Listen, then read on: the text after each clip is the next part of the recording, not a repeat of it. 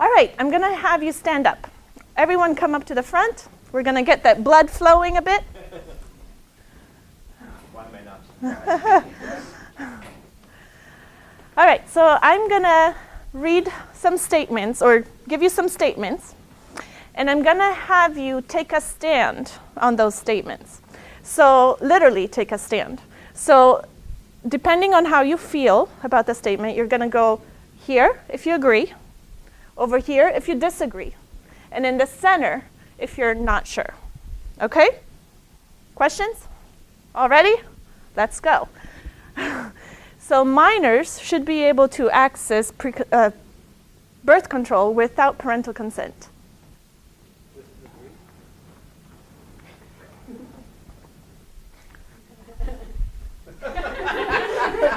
Minors should be able to obtain an abortion without parental consent.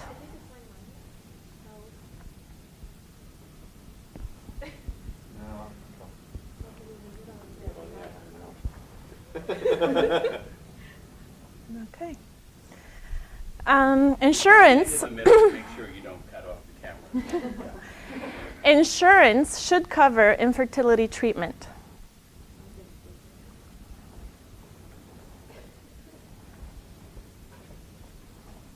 Taxpayers should pay for Medicaid recipients' infertility treatments.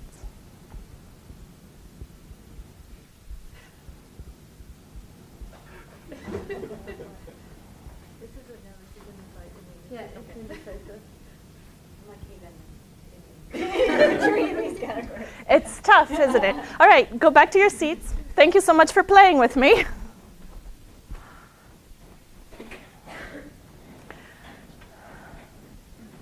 So this was a quick and dirty way to kind of drive the point to the finish line about what we're going to be doing in this class. We're going to be talking about many different reproductive health issues that have implications on human rights and social justice. Some of you may have already some background and knowledge about these issues, and so your stand was backed up or supported by this knowledge. Some of you had gut instincts, gut reactions, and that's okay too. By the end of this course, my hope is that you'll be able to take a stand and have it be supported by knowledge, evidence, facts, and you'll be able to actually communicate that stance in an effective, clear, and concise manner, and be able to reach your audience verbally as well as in written form.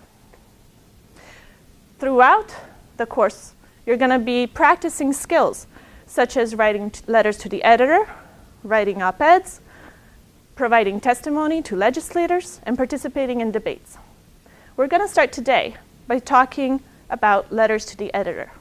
And the reason is, next week, you're going to be submitting your first assignment. If you can take one and pass it along.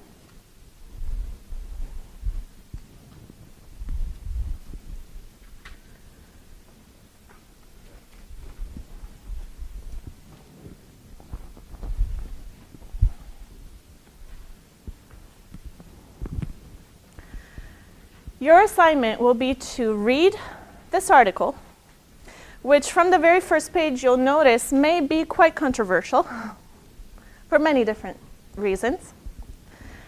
And you're going to be tasked with choosing one aspect of the article and addressing that aspect in a letter to the editor. So you're going to respond to that article. But before I send you off with your assignment, let's actually talk about letters to the editor a little bit.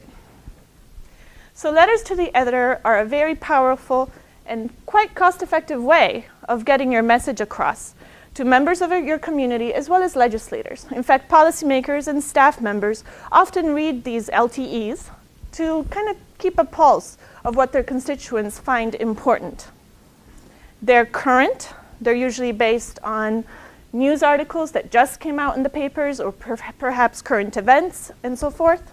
Maybe they're about proposed legislation that is currently being analyzed and possibly discussed at the state or local level. And they're usually provocative. They're always brief.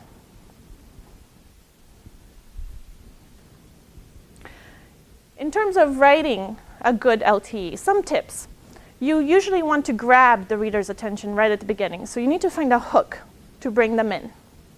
You want to identify yourself, not just your name or your qualifications, but you may want to make it a little more personal. Perhaps you're a mother, perhaps you're a teacher or a public health professional. You want to say that in the letter to the editor. As I said, you want to be brief. You want to check the newspaper submission criteria. Usually they actually state how long they want the submission to be. And you want to make sure you plan your message and choose one message only. As you'll see in that newspaper article that you'll be working on, there's many different aspects and issues that you may want to tackle. You don't want to lose your effectiveness. You want to choose just one message and stick to that. Has anyone ever read a letter to the editor? Okay, great. Has anyone ever written one? No. Okay, this will be a great practice then. We're going to avoid jargon, and perhaps we're going to use real life stories to make it more personal. And at the end, we're going to make a specific recommendation or a call to action. Okay? Always include your name, your phone number, your address, a way for the editors to actually contact you after you submitted. Now, what makes for a good letter to the editor? We're going to actually spend some time in class today to review some examples of letters to the editor that have been published. So I'd like for you to divide up in 3 groups. Each group is going to have one example, as well as a worksheet that you're going to use to guide your discussion. And then we'll come back together and discuss it.